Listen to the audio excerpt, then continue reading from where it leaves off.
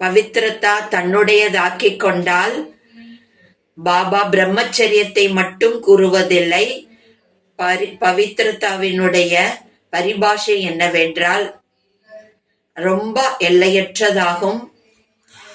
பிரம்மச்சரியம் என்பது ஒரு ஸ்டெப்பு தான், அது முதல் படியாகும். ஏனியில் அது முதல் படியாகும். பிரம்மச்சரியத்தை பாலனை செய்வது. ஆனால் பாபா கூறுகின்றார், அத்துடன் பிரம்மாச்சாரியும் ஆக வேண்டும். பிரம்மா பாபாவின் ஆச்சரணங்கள் படி நடப்பவர்கள். மேலும் சிவாச்சாரி என்றால் சிவ் பாபாவால் சொல்லப்பட்ட விஷயங்கள் படி நடக்கக்கூடியவர்கள். பாபாவினுடைய பிரம்மா பாபாவின் சொல் செயல் எல்லாம் ஒரே மாதிரி இருக்கும். எண்ணம் சொல் செயல் சமமாக இருத்தல் வேண்டும். பாபாவின் ஒவ்வொரு பாபாவின் ஒவ்வொரு அடி மீதும் அடி எடுத்து வைத்து செல்ல வேண்டும். பாபா கீழ்ப்படிந்துள்ளவராக இருந்தார், நாணயமானவராக இருந்தார், நேர்மையானவராக இருந்தார்.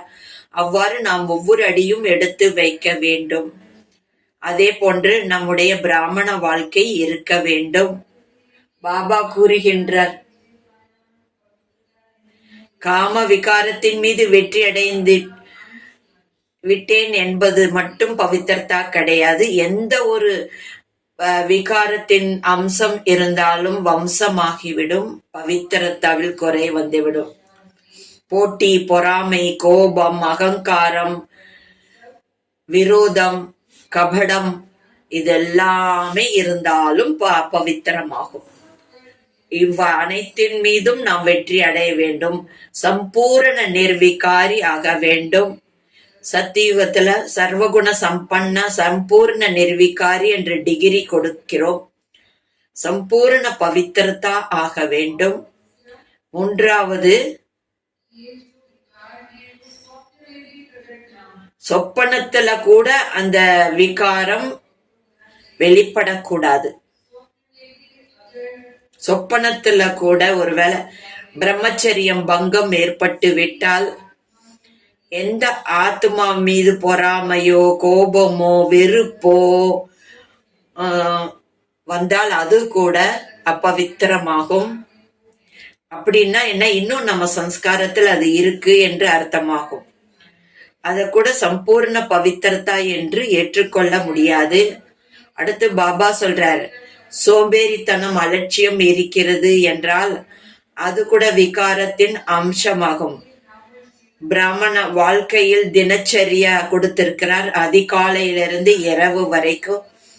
அதுல அநேக வித சோம்பேறித்தனங்கள் இருக்கிறது என்றால் அதுவும் அப்பவித்திரதா ஆகும். ஒருவேளை வீணா எண்ணங்கள், நெகட்டிவ் இல்லை, ஆனா வீணான எண்ணங்கள் வருகிறது என்றால் அதுவும் கூட அப்பவித்திரதா ஆகிவிடும். அது அடுத்து பாபா கூறுகின்றார், சுகம் சாந்தியினுடைய ஜனனி பவித்திரதா என்கிறார்.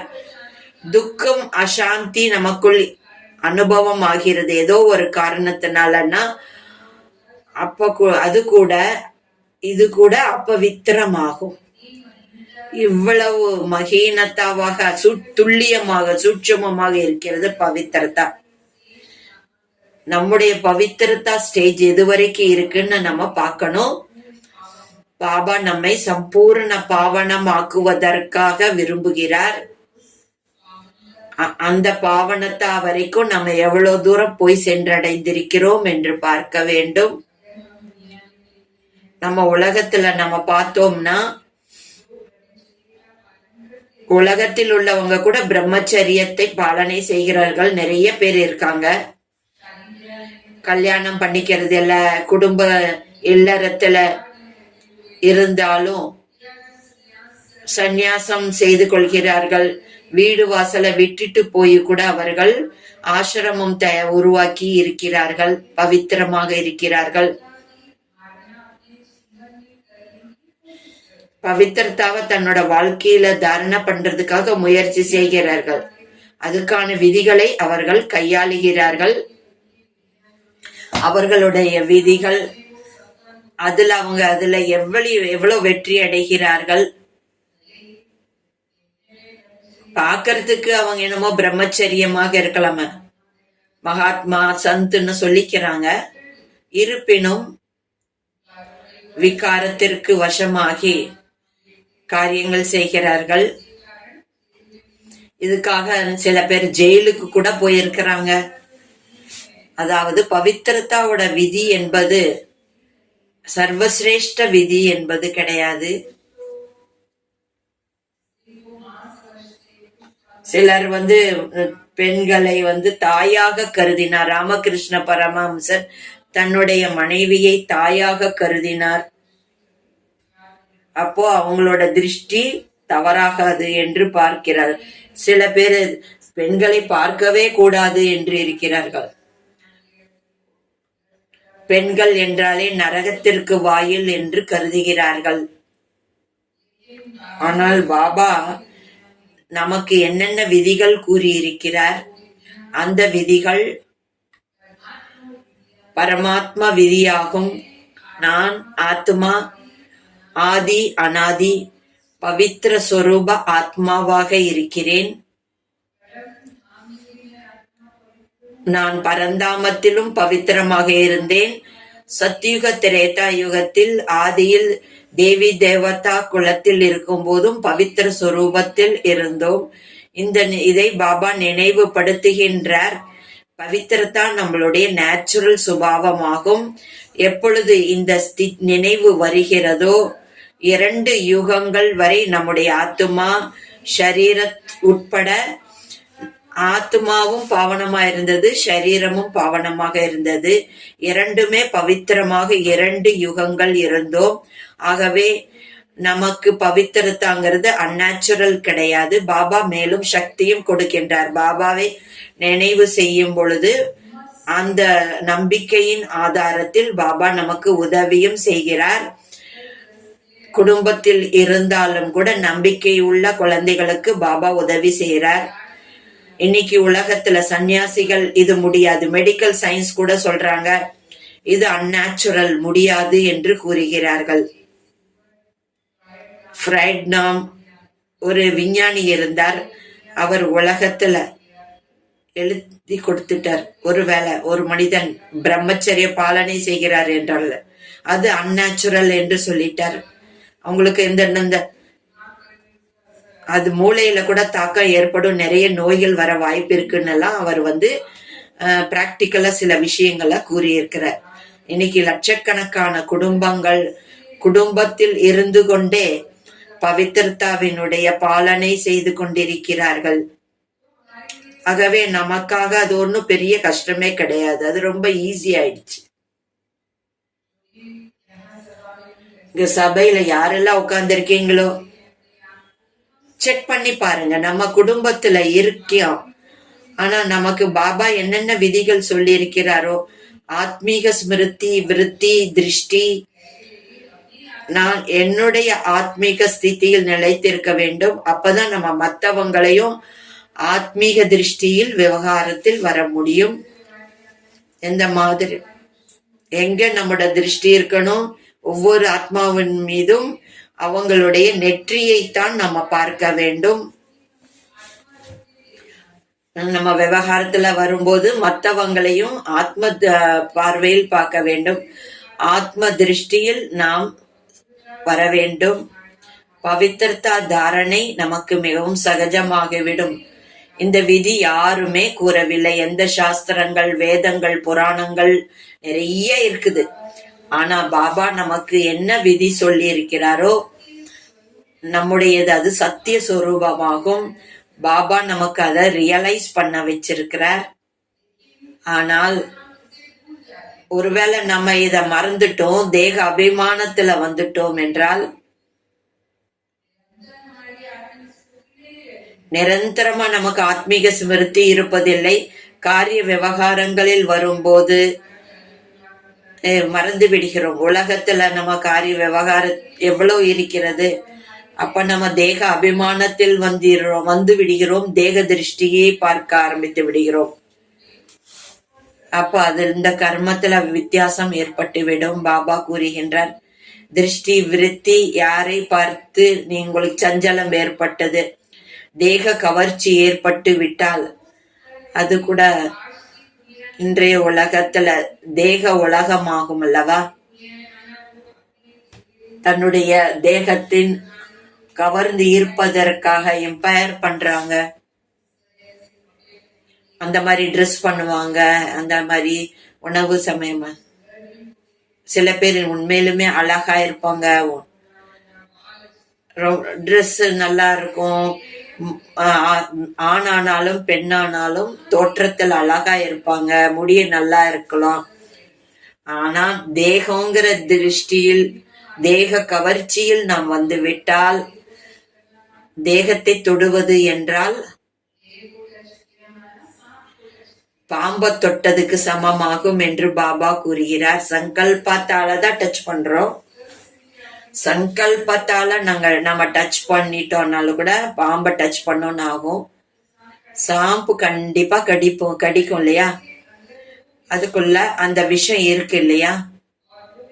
அந்த விஷத்தினோட பிரபாவம் நமக்குள்ள ஏற்படாதுன்னு சொல்லவே முடியாது. விஷம் தாக்கம் ஏற்படாதுன்னு சொல்ல முடியாது. ஒரு முறை அந்த தாக்கத்தில் வந்து விட்டால் பிராமண வாழ்க்கையில விகாரத்திற்கு வசீபூத் ஆவது என்றால் ஒண்ணுக்கு 100 மடங்கு தண்டனை கிடைக்குங்கிற. எந்த விகாரமானாலும் 100 மடங்கு தண்டனை, அது மகா பாவம் ஆகிவிடும். ஆகவே நம்முடைய திருஷ்டி பவித்திரமாக இருக்க வேண்டும், சுத்தமாக இருக்க வேண்டும். எந்த ஆத்மாவின் மீதும் ஒருவேளை சிவில் ஐ, கிரிமினல் ஐ என்று பாபா கூறுகிறார். சிவில் ஐ என்றால் சதா ஆத்மாவை மட்டுமே பார்க்கணும், சரீரத்தை பார்க்க கூடாது. அழகா இருந்தாலும் சரி, நார்மலா இருந்தாலும், ரொம்ப கொடூரமா இருக்காங்க, எப்படி இருந்தாலும் சரி, அவங்க நம்ம தொடர்புல யார் வந்தாலும் அவங்க எப்படி வேணாலும் இருக்கலாம். அவங்க தேகத்தினுடைய தோற்றத்தை பார்க்காம அதுல கவனம் செலுத்தவே கூடாது. அதுக்குதான் சிவலைஸ்ங்கிறோம். தேகத்தை பார்த்து நம்ம பிரபாவம் அடைகிறோம்னா, பிராமணன் ஆனதுக்கு பிறகும் கூட திருஷ்டி விருத்தி சஞ்சலம் ஏற்படுகிறது என்றால் பவித்திரத்தாவினுடைய ஃபவுண்டேஷன்ல பலவீனம் என்று ஏற்றுக்கொள்ளப்படுகிறது. திருஷ்டி விருத்தியால கூட இப்ப கூட பலவீனமா இருக்கிறீர்கள் என்றால் அவங்க பெயர் அளவுக்கு தான் பிராமணர்கள் ஆவார்கள். உண்மையான பிராமணர்கள் இதுவரை ஆகவில்லை. பிராமண ஆத்துமாக்கள் தெய்வீக பரிவாரம் இந்த தொடர்புல வரும்போதும் கூட பிராமண ஆத்மாக்கள் சில விசேஷத்தன்மைகள் இருக்கலாம், நல்ல குணங்கள் இருக்கலாம். அதனுடைய பிரபாவத்தை ஏற்படும். தேகத்தின் மீது திருஷ்டி வரைது, அவங்க குணங்களோட விசேஷத்தை பார்க்கும்போது அந்த தாக்கம் ஏற்படுது. குலக்கலங்கம் என்று சொல்கிறார். குமார்கள் சகோதரர்கள் ஆவார்கள். லௌகிக்கத்துல கூட, உலகத்துல கூட சிஸ்டர்ஸ் பிரதர்ஸ், அண்ணன் தம்பினா அப்படி திருஷ்டி வந்தா அத குலக்கலங்கம் என்று சொல்வார்கள் அல்லவா. அப்படி செய்ய முடியாது அல்லவா. அதே போலதான் நம்ம தெய்வீக பரிவாரத்தில் கூட அந்த மாதிரி திருஷ்டி வந்தால் அது மிக மிக மகா பாவம் என்று கூறுகிறார்.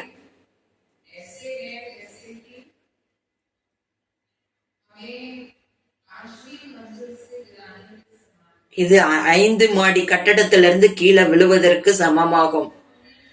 இதுவரைக்கும் நம்ம என்னென்ன சம்பாதிச்சு வச்சோமோ அது கூட இந்த மாதிரி தாரணை பலவீனம் அடைந்து விட்டால், இப்போ வரைக்கும் சம்பாதித்த எல்லா வருமானமும் அழிந்து விடும்.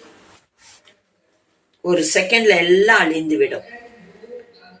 யோக அக்னி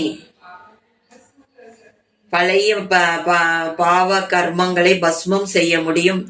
காம விகாரத்தினுடைய அக்னி புண்ணியத்தையே அழிச்சிரும். அது எப்படி பாவத்தை அழிக்கிறதோ அதே போல இது புண்ணியத்தை அழித்து விடும். இது வரைக்கும் உடலால மனதால என்னென்ன சேவை செய்தீங்களோ எல்லாமே அழிந்து விடும். யோக சக்திகளை நீங்க சேமிச்சிருக்கலாம், ஞானத்தை எல்லாரும் கொடுத்து சேமிச்சிருக்கலாம், எல்லா புண்ணிய கணக்கு சேமிப்பும் அழிந்து விடும். ஒருவேளை பெயர் கெடுப்பதற்கு நிமித்தமாகி விட்டால், ஒருவேளை நம்ம இந்த விஷயம்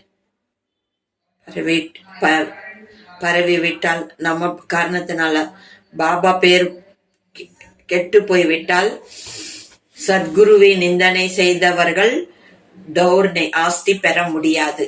21 ஜென்மத்திற்கான பிராப்தியை பெற முடியாது. உயர்ந்த ராஜ பதவி அல்ல, கேள்வியே இல்லைங்க ராஜ பதவிக்கு. அதிலிருந்து நம்ம வஞ்சிக்கப்பட்டு விடுவோம். ஆகையால் பாபா சொல்கிறார், கடுமையான கண்ணோட்டம் தனக்கு மேல நம்ம கவனம் எச்சரிக்கை வைக்க வேண்டும்.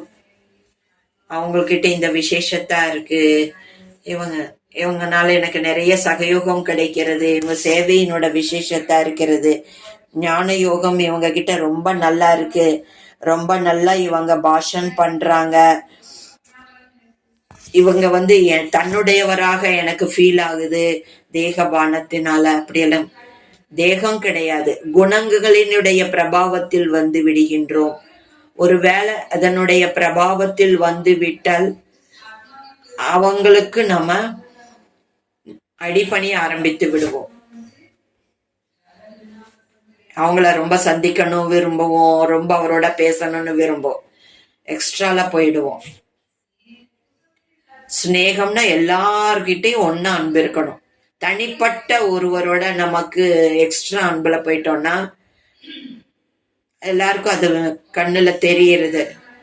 எக்ஸ்ட்ரால போறோம் அப்படின்னா ஆசை இல்லை, ஆனா நல்லா இருக்கு, பிடிக்குது அப்படின்னு சொல்றோம் இல்லையா? பிடிக்குதுன்னு சொல்றோம் அப்படின்னா இந்த மனுஷன்தான் தேவை, இவங்க தான் கூட இருக்கணும், இவங்க கூட இருந்தா நல்லா இருக்கு, நம்ம இவங்க கிட்டதான் நம்ம மனசுல இருக்கிற விஷயம் எல்லாம் பேச முடியும். இந்த ஹீன்னு வருதுன்னா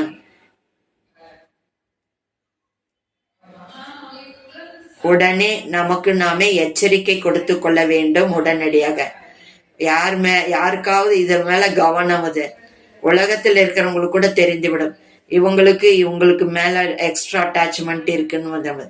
அதே போல பிராமண குடும்பத்திலே தெரிந்து விட்டால் யாராவது எச்சரிக்கை கொடுக்க முயற்சி செய்கிறார்கள், உங்களோட இந்த விவகாரம் சரியில்லைன்னு சொல்லுவாங்க. பிறகு அந்த மனிதர் பிரபாவத்தில் இருக்கக்கூடியவர் என்றால் அவங்க ஏத்துக்குவாங்க. நம்ம யாரு என்ன சொன்னாலும் அவங்க அதை ஏற்றுக்கொள்வார். அப்படியெல்லாம் நான் தப்பா நடந்துக்கல என்று சொல்வார்கள். நாம சும்மா பேசிட்டு தானே இருக்கோம் அப்படின்னு சொல்லுவாங்க. நம்ம மனசுல அப்படியெல்லாம் தவறான விஷயம் கிடையாது என்று நமக்கு ஒருத்தர் எச்சரிக்கை கொடுக்கிறார் என்றால் நமக்கு இது தப்பா இல்லையா அப்படின்னா அதுக்கு விளக்கம் கொடுக்க ஆரம்பித்து விடுகிறோம். அப்படி என்றால் நம்ம பாவத்துக்கு நம்ம விளக்கம் கொடுத்துட்டு இருக்கோம், பாவத்தினுடைய கோடை நம்ம அதிகப்படுத்திட்டு இருக்கோம் என்று அர்த்தமாகும். ஒன்றுமே இல்லை என்றால் ஃபுல் ஸ்டாப் வச்சுடுங்க. அப்படியா சொல்றாங்கன்னா சரின்னு ஃபுல் ஸ்டாப் கிடையாது. அது அப்ப பெரிதுபடுத்த வேண்டாம். நிரந்தரமா அதை நம்ம அந்த விஷயத்திலிருந்து நம்ம மாற்றம் அடைந்து விடலாம் அல்லவா? ஒருவேளை இன்னைக்கு உலகத்தினுடைய சூழ்நிலையில இருக்கோம், கலியுக சூழ்நிலையில இருக்கிறோம். கலியுக சூழ்நிலையில நம்ம என்னென்ன பார்க்கிறோம், சில நேரம் அந்த மாதிரி காட்சிகள் நம்ம முன்னாடி வந்தது, மனம் அதுல நிலைத்து விடுக. சோசியல் மீடியா, எல்லார் கையில ஸ்மார்ட் போன் இருக்கு, டெலிவிஷன்ஸ் இருக்கு, டிவி பார்க்கிறோம். எதை பார்த்தாலும் கேட்டாலும் படித்தாலும் எல்லாத்துல என்ன இருக்கு? சரீர விஷயங்கள் தான் உள்ளது. அதனுடைய பிரபாவம் நமக்கு ஏற்பட்டு விட்டால் உலகத்துல இருந்தா கண்ணை மூடிட்டு இருக்கணும் அப்படி எல்லாம் கிடையாது. எது கேட்கக்கூடாது, எது பேசக்கூடாது, பார்க்க கூடாதுங்கிறது கிடையாது. நம்முடைய ஸ்திதி எப்படி இருக்கணும், அத பாபா ஞானம் கொடுத்துட்டார், திரிகால தர்ஷியா கேட்டார். நமக்கு தெரியும் இந்த டைமே அப்படிதான். நம்மோட கடமை என்ன என்று பார்க்க, உலக சூழ்நிலையே இப்படி இருக்கு அப்படிதானே, இந்த வேலையே அப்படிதான் இருக்கு நம்ம. அப்போ அதோட தாக்கம் ஏற்படத்தானே செய்யும் என்று கூறிவிடுகிறார்கள். மற்றவர்கள் மீது குற்றம் சொல்லக்கூடாது.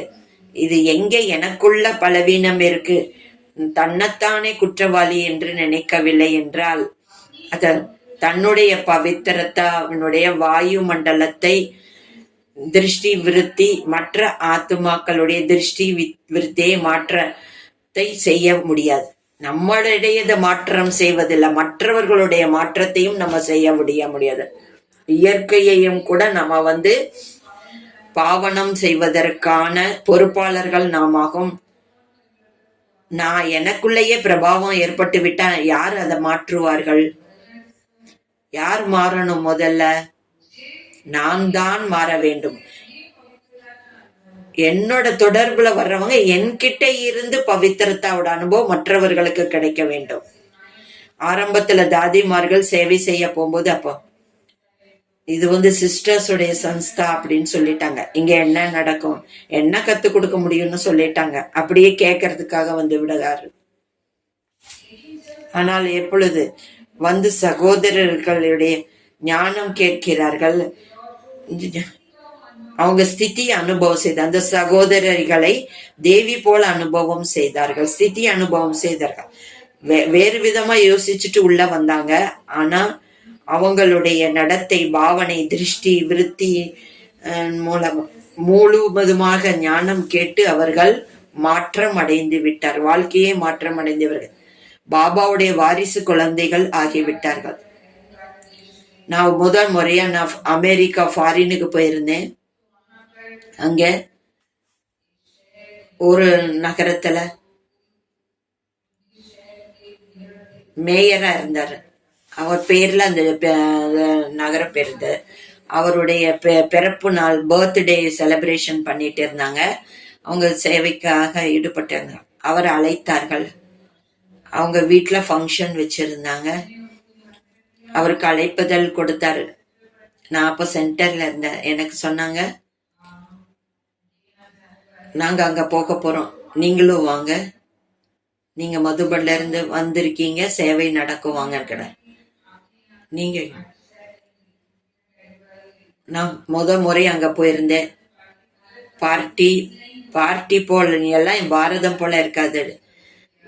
ஃபாரின் கல்ச்சர் எப்படி இருக்கோ தெரியாது.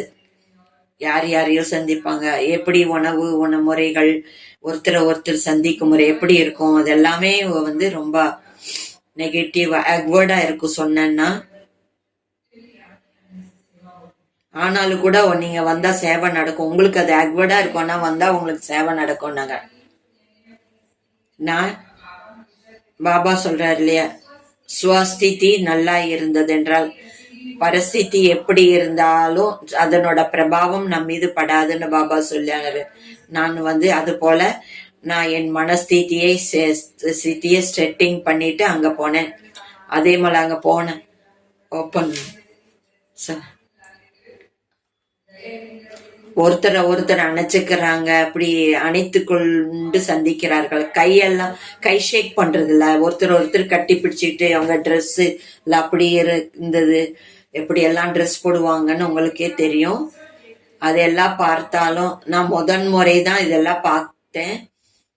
முற்றிலுமே என்னோட ஸ்திதி அப்படி இருந்தது.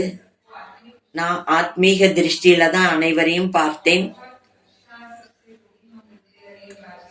யாரு சந்தித்தாலும் பேசிக்கொண்டிருந்தாலும் அந்த பார்ட்டி முடிஞ்ச உடனே அவங்க வீட்டு மெம்பர்ஸ் நான் சந்திச்சுட்டு இருந்தேன். அவங்க ஒரு விஷயம் சொன்னாங்க. நானும் அவர் மட்டும் தான் இருந்தோம். அவங்க சொன்னாங்க, இன்னையோட பார்ட்டியில நீங்க இருவரும் ஏஞ்சலா இருந்தீங்க. எங்களுக்கு அவ்வளோ நல்லா பிடிச்சிருந்தது. நம்முடைய வைப்ரேஷன்ஸ் அவங்க ஃபீல் பண்றாங்க. இவங்க நம்மள இருந்து தனிப்பட்டவர்கள், நம்மள போல இவங்க கிடையாது. நம்மளோட பியூரிட்டி அவங்களுக்கு தென்பட்டது. பியூரிட்டி தான் பர்சனாலிட்டி. பியூரிட்டி தான் நம்முடைய பிராமண வாழ்க்கையின் பர்சனாலிட்டி. பியூரிட்டி தான் ராயல்டி. முழு கல்பத்திலும் நம்ம ஆத்மாக்கள் சிரேஷ்டமா இருந்தோம். அந்த பவித்திரத்தாவினுடைய தாரணையின் காரணத்தினால் இன்னைக்கு சன்னியாசிகள் முன்னாடி கூட போய் எல்லாரும் தலை வணங்குறாங்க. கன்னியாக்களுக்கு கிட்ட போய் பாத பூஜை எல்லாம் செய்யறாங்க. இதெல்லாம் எதன் காரணத்தினால? பவித்திரத்தாக்கும் ஜட சித்திரங்களுக்கு பூஜை செய்யறாங்க. நம்முடைய பூஜ்ய சொரூபம் ஜட சிலைகளுக்கு கூட பூஜை செய்யறாங்க. சைத்தன்யவங்களை விட அதை அதிகமா பாவனமா நினைக்கிறாங்க. அதனால அவங்க பூஜைகள் கூட விதிபூர்வகமாக நடக்கிறது. தேவி தேவதைகள் விரதம் உபவாசம் இருக்கிறார்கள். அந்த நாள் டெய்லி பாலனை பண்ணல. அந்த முக்கியமான நாள்ல அவங்க பவித்திரத்தா ஃபாலோ பண்ணுவாங்க. போஜனமும் சுத்தமா சாப்பிடுவாங்க.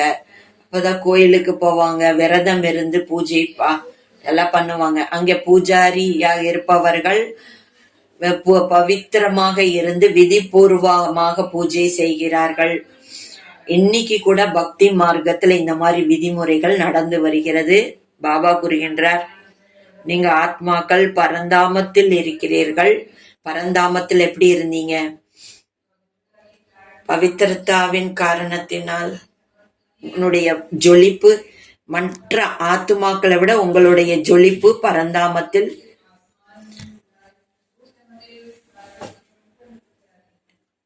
வித்தியாசமா பிரகாசம் அதிகமா இருக்கு. எப்படி ஆகாயத்தில் கூட பார்த்தோமானால் எந்த நட்சத்திரம் அதிகமாக ஒளிர்கிறதோ பிரகாசிக்கிறதோ அப்பொழுது எல்லாருடைய பார்வையும் அந்த ஜொலிப்பு பிரகாசமான ஜொலிப்பு நட்சத்திரத்தின் மீது தானே செல்கிறது. அதே போல நமக்குள்ள பவித்திரத்தா எவ்வளவுக்கு எவ்வளவு இருக்கோ அது நம்முடைய முகத்திலும் பொழிய ஆரம்பித்துடும், தென்பட ஆரம்பித்து. நீங்க சொன்னாலும் சொல்லவில்லை என்றாலும் உங்க முகத்திலிருந்தே தெரிய ஆரம்பித்து விடும். அவ்வளவு வேறுபாடு ஏற்பட்டு விடும்.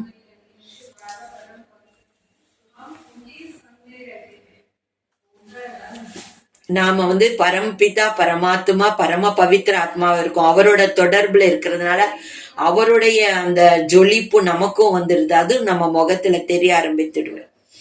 அந்த ஜொலிப்பு நம்முடைய முகத்திலையும் தெரிய ஆரம்பித்து விடும். சத்தியுக திரேதா யுகத்தில் நாம் தேவி தேவதைகளாக இருந்தோம். அந்த ராயல்டி, அந்த குணங்கள், அந்த நடை உடை பாவனை பவித்திரத்தா காரணத்தினாலதான் அந்த சுகம் சாந்தி அனுபவம் ஏற்படுகிறது. 100% சுகம் சாந்தியினோட ஆதாரம் நம்முடைய பவித்திரத்தாகும். இப்பொழுது பிராமண வாழ்க்கையினுடைய பவித்திரத்தா என்பது நீ மகாத்மாவுக்கு கூட நீங்க சேலஞ்ச் பண்ண முடியும். குடும்பத்தில் இருந்தாலும் அசம்பவம் என்று கருதுகிறார்கள். நாம குடும்பத்தில் இருந்தாலும் பவித்திரமான சம்பவமாக்குகிறோம். புகழ்பெற்ற சந்துகள் கூட நம்ம சேலஞ்ச் பண்ண முடியும். ஆகவே பவித்திரத்தா நம்ம ஒவ்வொருத்தருக்கும் குடும்பத்துல இருந்தாலும் சரி, குமார் ஆனாலும் சரி, அதர்குமார், சமர்ப்பணமானவங்களானாலும் சரி, சென்டர்ல இருந்தாலும் சரி, மதுபன்ல இருந்தாலும் சரி, எங்க இருந்தாலும் சரி, நம்முடைய பவித்திரத்தாவினுடைய தாரணை எப்பொழுதுமே பாபா சொல்கிறார் பர்ஃபெக்டாக இருக்க வேண்டும் என்கிறார். பவித்திரத்தாவின் காரணத்தினால்தான் தேவி தேவதைகளுக்கு பூஜை நடக்கிறது என்றால் அது கூட விதிபூர்வமா செய்கிறார்கள். மற்ற தர்மத்துல எல்லாம் பாத்தீங்கன்னா அவ்வளவு விதிபூர்வமா செய்ய மாட்டார். தர்ம பிதாக்கள் இருக்கிறார்கள், தர்ம ஸ்தாபனை செய்தார். பவித்திரத்தினுடைய விதிபூர்வமாகத்தான் அவங்களுக்கு தர்ம ஸ்தாபனை செய்தார். பவித்திரத்தா இல்லாம எந்த தர்மமும் ஸ்தாபனை செய்ய முடியாது. ஏன்னா அவங்க பவித்திர ஆத்மாக்கள் மேல இருந்து டைரக்டா இறங்கி வர்றாங்க. கிறிஸ்டியன் தர்மம், பௌத்த தர்மம், இஸ்லாமிய தர்மம் இவங்கெல்லாம் மேல இருந்து டைரக்டா இறங்கி வந்தவுடன் அவர் தர்மஸ்தாபனை பவித்திர ஆத்மாவா இருந்து தர்மஸ்தாபனை செய்தார். ஆனா பூஜை யாருக்கு நடக்குது? அப்படிப்பட்ட ஒரு இடம் உருவாக்கி இருக்கிறது. ஹிந்து தர்மத்துல ஆதி சனாதன தேவி தேவதா தர்மத்தில் இருந்தவர்களுக்கு நடக்கிற பூஜை, அந்த விதி யாருக்குமே நடப்பதில்லை. தூங்கும் போதும் விழிக்கும் போதும் போகு வைக்கிறாங்க, அவருக்கு அதுக்கான கீர்த்தனை பண்றாங்க, ஆர்த்தி பண்றாங்க, குணங்களுடைய புகழ் பாடுகிறார்கள். அதுவும் கூட எப்படின்னா நல்லா வாத்தியங்கள் முழங்க அவர்கள் மகிமை பாடுகிறார். ஆனா சர்ச்சில் போய் பாருங்க, சண்டே ஒரு நாள் தான் பண்ணுவாங்க. அது நம்மள மற்ற நாள்ல சைலன்ஸ்ல இருப்பாங்க. சண்டே ஒரு நாள் தான் ஸ்பீச் எல்லாம் வைப்பாங்க. ஆனா நம்ம கோயில்ல பாத்தீங்கன்னா ஒவ்வொரு நாளும் ஒவ்வொரு வேலையிலையும் பூஜை நடக்கிறது. அங்க எவ்வளவு கூட்டங்கள் வருது பாருங்க, பக்தர்கள் கூட்ட. கோயில் நீங்க போறீங்க பாத்தீங்கன்னா, பார்க்க போறீங்கன்னா, தன்னோட நினைவு சின்னத்தை பார்க்க போறீங்கன்னா, அது பூஜிக்கப்படுகிறது. பார்க்க போன நமக்கு அந்த நினைவு வந்து விட்டது, இது நம்முடைய நினைவு தான், சின்னம் தான். கோயில்ல போய் பார்க்கறோம்னா அவ்வளவு கூட்டம் இருக்கிறது, அவ்வளவு லைன் கியூ இருப்பாங்க. உள்ள போறதுக்கே ரொம்ப கஷ்டமானது. ஒரு செகண்ட் தரிசனம் செய்யறது கூட அவ்வளவு உழைக்கிறார்கள். முன்னாடி போங்க, ஒரு செகண்ட்ல முன்னாடி போங்கன்னு சொல்லிடுவாங்க. அவங்களுக்கு அவ்வளோ உங்களோட ஜடச்சில சித்திரத்தை தர்சனுக்கு கூட அவ்வளவு மகத்துவம் இருக்கிறது. நம்ம டைரக்ட் பாபாவிடமிருந்து எப்படி நம்ம பாருங்க சந்திப்பு செய்கிறோம், அதிகாரத்தோட டைரக்ட் ஈஸ்வரனை என்னுடைய குழந்தை என்ற அதிகாரத்தோட சந்திக்கிறோம். பாபா சில சொன்ன கும்ப மேலால கூட போய் பாருங்க, மேலால போய் பாருங்க, மண்ணு நிறைந்த ஒரு மேலையாகும்னா இங்க என்ன சௌகரியங்கள் வசதிகள், நல்ல ஒரு சௌகரியங்கள் வசதிகள் தான் இங்க பாபா குழந்தைங்களுக்கு வந்தவங்களுக்கு ஏற்பாடு செய்து கொடுக்கப்படுகிறது.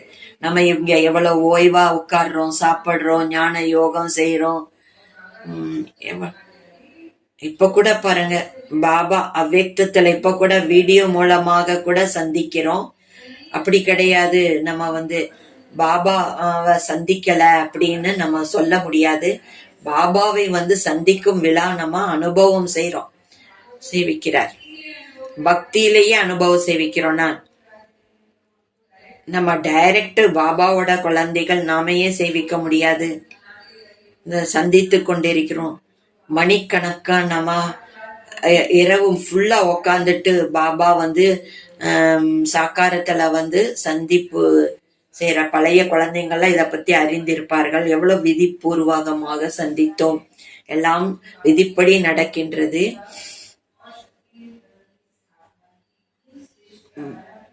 பியூரிட்டிங்கிறது பர்சனாலிட்டி பாபா நமக்கு உருவாக்குகிறார். இந்த பர்சனாலிட்டி சிரேஷ்டத்திலும் சிரேஷ்டமான பர்சனாலிட்டி ஆகும். இன்றி அநேக முறையான பர்சனாலிட்டி இருக்கிறது. சரீர பர்சனாலிட்டி, பொசிஷன் பர்சனாலிட்டி இருக்கிறது.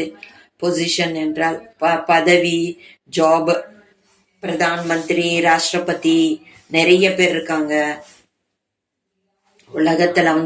புகழ் பெற்றவர்கள், கஷேத்திரங்கள் வேலை செய்யக்கூடியவர்கள் கூட உலகமே அவரை அறிந்திருக்கிறார்கள். அவங்களையும் கூட பர்சனாலிட்டி என்று கூறுகிறார்கள். சில பேர் ஸ்போர்ட்ஸ்ல பர்சனாலிட்டி இருக்காங்க. அவங்க விளையாட்டு வீரர்களாக இருக்கிறாங்களா, ஒலிம்பிக்ஸ்ல நிறைய மெடல்ஸ் வாங்கி இருக்கலாம், கிரிக்கெட்ல பேர் புகழா இருக்கலாம். சரீரத்தினோட பர்சனாலிட்டியில இருக்கிறவங்க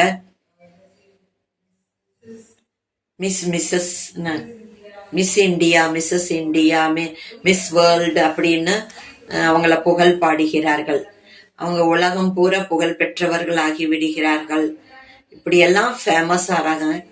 அவங்க பர்சனாலிட்டியில கூட இவங்க எல்லாருடைய பர்சனாலிட்டி விட சிரேஷ்ட பர்சனாலிட்டி.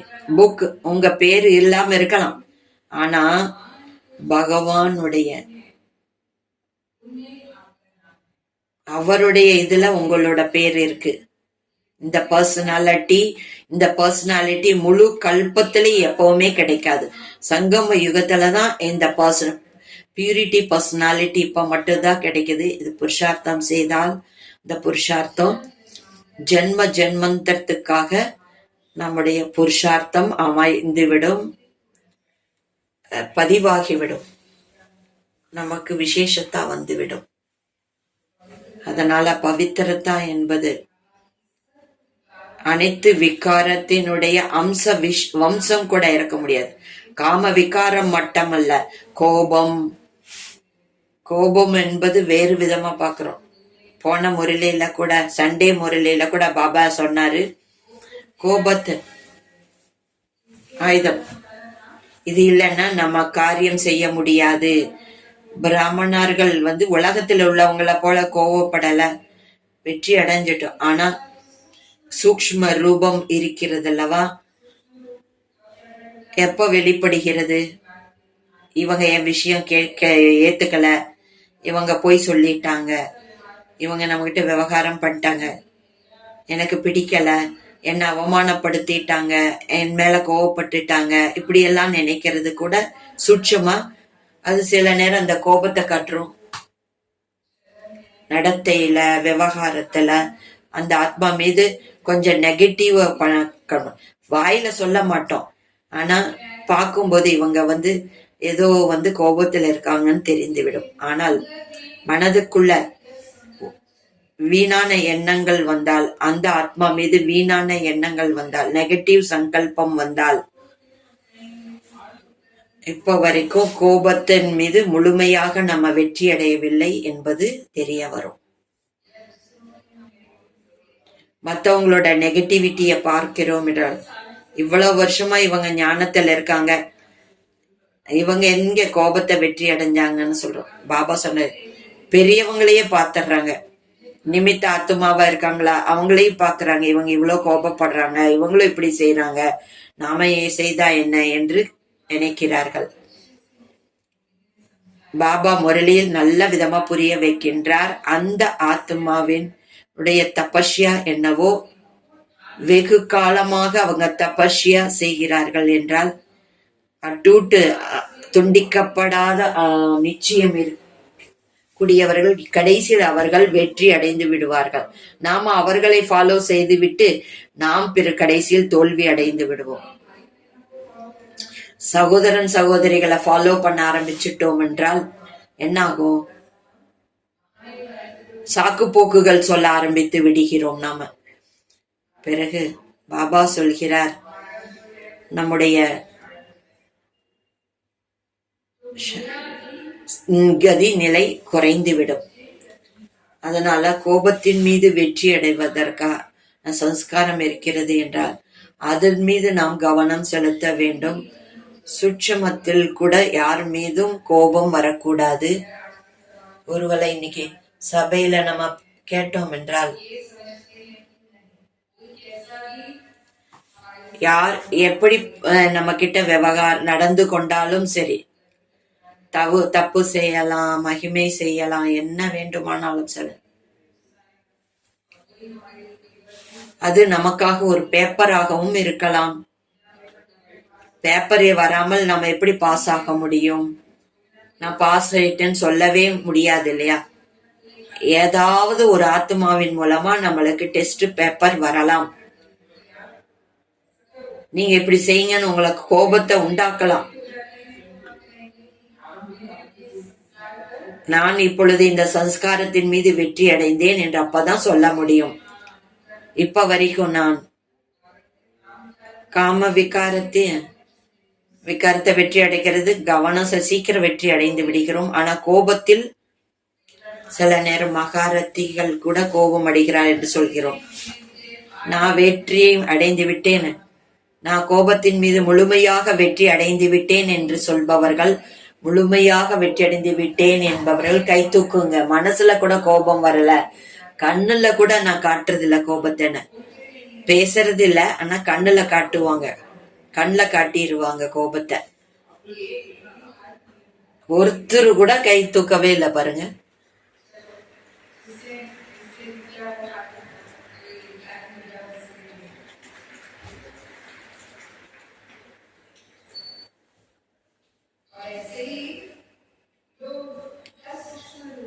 அதே மாதிரி லோபம், பேராசையினுடைய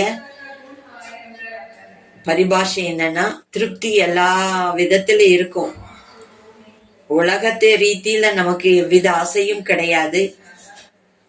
நம்மளுடைய அவிநாசி வருமானம் மிக மகத்துவபூர்ணமானது. இந்த வருமானத்தின் மீது கவனம் செலுத்துவதற்காக அதுக்கான புருஷார்த்தம் செய்கின்றோம். ஆனால் சின்ன சின்ன ஆசைகள், சின்ன சின்ன ஆசைகள் இருக்கிறது. ஆசைகள் கூட காம விகாரம் என்று கூறிய ஸ்தூல ஆசைகள் இருக்கிறது. சிலர் மனிதர்கள் மேல சம்பந்தத்துல வரும்போதும் அவங்க மேலேயும் நம்ம ஏதாவது விருப்பம் வைக்கலாம், பொருள்கள் மீதும் ஆசை வைக்கலாம். இது நல்லா இருக்கு, இது என்கிட்ட இருக்கணும்னு நினைக்கலாம். அது போல எனக்கு அது அவசியம் இல்லாமல் இருக்கலாம்.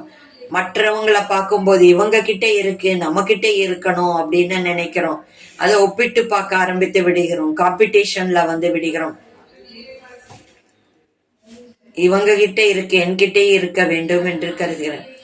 சாப்பிடுறதுல, உணவுல சூட்சமமான எண்ணம் வருது, ஆசை வருகிறது. இப்படி சாப்பிடணும், அப்படி சாப்பிடணும், நல்லா ருசியா சாப்பிடணும், இந்த சாப்பாடு இருந்தா நல்லா இருக்கும், சாப்பிட்டாதான் திருப்தியா இருக்கும், இது இல்லை என்றால் சாப்பிட்ட மாதிரியே இல்லைன்னு என்றெல்லாம் சொல்லுவார்கள். சில பேருக்கு சாதம் சாப்பிடணுங்கிற பழக்கம் இருக்கும். சாப்பாடு கிடைக்கலன்னா சாப்பிட்டதே நான் ஒரு ஃபீலிங்கே வரலைங்க. சாப்பாடு சாப்பிட்ட மாதிரியே இருக்காது. சில பேருக்கு டீ சாய் காஃபி குடிக்கிற பழக்கம் இருக்கும். உலகத்துல எப்படி மது அருந்துறவங்களுக்கு கிடைக்கலன்னா அவங்க நிலைமை என்ன ஆகுறது, அதே போலதான் காஃபி டீ குடிக்கலன்னா அவங்களோட நிலைமை கொஞ்சம் அப்படியே ஏற்பட்டுடுது.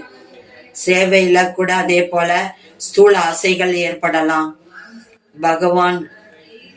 பகவான் கிட்ட கோயிலுக்கு போறாங்கன்னா கடவுள் கிட்ட ஏதாவது ஒரு விருப்பங்களை வேண்டி கேட்டுட்டு தான் கோயிலுக்குள்ள போறாங்க. அதே போல நாமும் ஏதாவது ஒரு விருப்பத்தை பாபா முன்னாடி கொண்டு போய் வைக்கிறோம். இதெல்லாமே பேராசையினுடைய அம்சமாகும். ஸ்தூலத்தினுடைய இச்சா மாத்திரம் அவித்யா நிலையில் இருக்க வேண்டும். ஸ்தூலத்துல எந்த ஆசையும் நமக்குள்ள வரவே கூடாது. பாபா எல்லா ஆசைகளையும் தானாவே பூர்த்தி செய்யறாரு. நம்முடைய யோக பலம் நல்லா இருந்தா நம்முடைய தேவையானவைகளை பாபா தானாவே பூர்த்தி செய்கிறார். தேவைக்கு அதிகமாகவே பாபா நமக்கு கொடுக்கிறார். இது என்னுடைய பிராமண வாழ்க்கையில் அனுபவம் இருக்கிறது. நீங்க ஆசை இருக்கு அப்படின்னா நீங்க நிழல பிடிக்கணும்னு விரும்புறீங்கன்னு அர்த்தமாகும். நீங்க ஒளியை நோக்கி முன்னாடி போனீங்கன்னா நிழல் தானாவே பின்னாடி வரும் அல்லவா? அதே போல யோகா நம்ம பண்ணிட்டே இருந்தா நமக்கு தானாவே எல்லா தேவைகளும் பிராப்திகளும் நமக்கு கிடைத்து கொண்டு தானாகவே இருக்கும். அதனால பிராமண வாழ்க்கையில் தன்னுடைய பவித்திரத்தாவின் தாரணை வைப்பதற்காக பாபா 2-3 விஷயங்கள் மீது கவனம் செலுத்தி இருக்கிறார். நம்முடைய போஜனம் சுத்தமாக சாத்விகமாக இருக்க வேண்டும். பாபா நினைவில் சமைத்த உணவு சாப்பிட வேண்டும். பவித்திர ஆத்மாவின் கையால் சமைத்த சாப்பாடு சாப்பிட வேண்டும். பிராமண ஆத்மாக்கள் போகு வைத்து விட்டு ஸ்வீகாரம் செய்ய வைத்து அதை நாம் சாப்பிட வேண்டும். பிறகு நம்ம கையால சமைச்சு நம்மளே சாப்பிடணும். அப்படி இல்லைன்னா போஜனத்தின் சுத்தத்தின் மீது கவனம், சாத்வீகத்தின் மீது கவனம் செலுத்த வேண்டும். வேற வழி இல்லாம சாப்பிடுகிறோம் என்றால் அப்படி பர்மிஷன் கொடுக்கறதுல ஒரு சில பேருக்கு ஜாப் அப்படி இருக்கலாம், சொல்ல வேண்டிய திடீர் நீங்க அப்போ அப்படிப்பட்ட சூழ்நிலை திருஷ்டி கொடுத்து விட்டு பூரணமா ஸ்வீகாரம் செய்ய வைத்து விட்டு அதுக்கப்புறம் அந்த போஜனத்தை நீங்கள் சாப்பிட வேண்டும் என்று சொல்கிறார். போஜனத்தின் மீது பவித்திரத்தா வேண்டும். அதுக்கு கூட மகத்துவம். எப்படி அன்னமோ அப்படி எண்ணம் என்று மகத்துவம் சொல்லப்பட்டது. அடுத்து சங்கு தோஷ்ல இருந்து நம்மை நீக்க வேண்டும். எது நமக்கு பார்க்க கூடாதோ,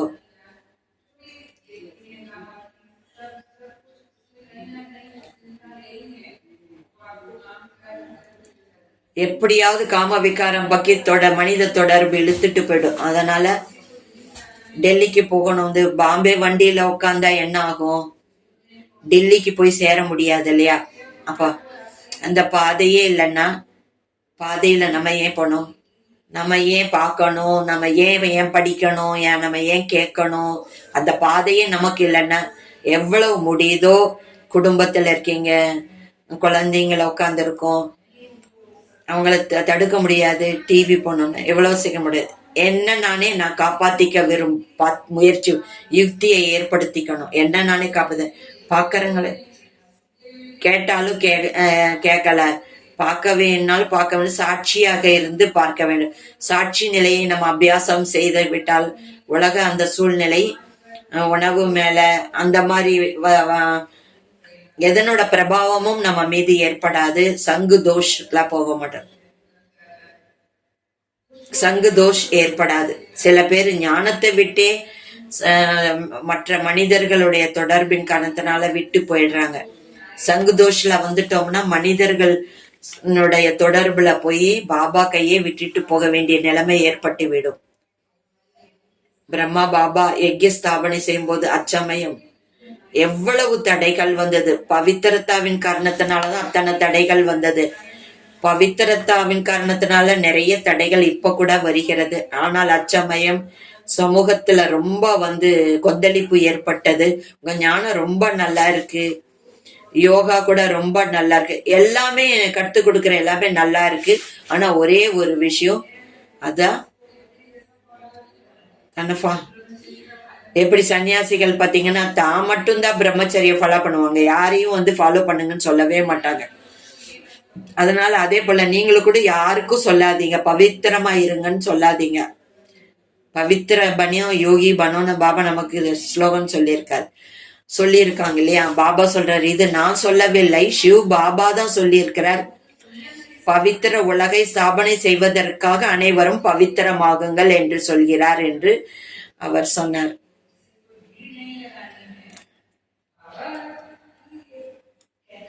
பாபா சொல்ல வேண்டியது சொல்றார். பாபா பவித்திர உலக ஸ்தாபனை செய்யறதுக்காக பவித்திரமாங்க. குறைவான ஆத்மாக்கள் தான் வருவாங்க.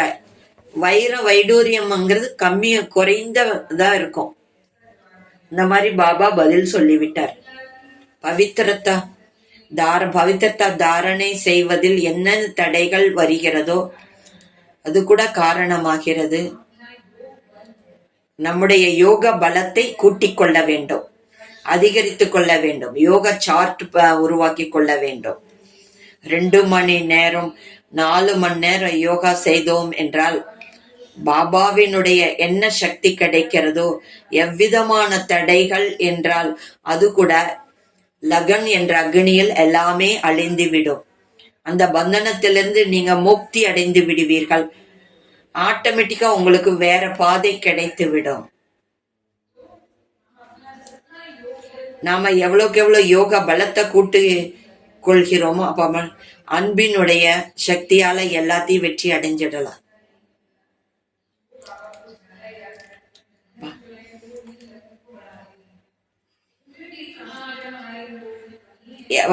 யோகத்துல குறை ஏற்பட்டு விட்டால் யோக பலத்தை இன்னும் நம்ம ஸ்ட்ராங் ஆக்கி கொள்ள வேண்டும்.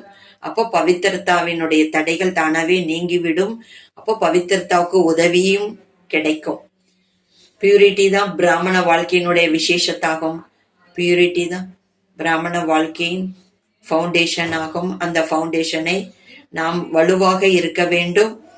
சம்பூர்ண பவித்திரத்தா பாபா நம்ம கிட்ட எது விரும்புறாகிறோ, டைம் ஆயிட்டு இருக்கு, நான் இன்னும் விஸ்தாரம் சொல்ல முடியாது. இதோட நான் முடித்துக் கொள்கிறேன். அந்த பவித்திரத்தாவை சம்பூர்ணத்தா வரைக்கும் நாம் சென்றடைய வேண்டும் என்றால் இந்த லட்சியம் வைக்க வேண்டும். அப்பதான் நம்ம பாப்சமான் சம்பூரணமாக முடியும். ஓம் சாந்தி.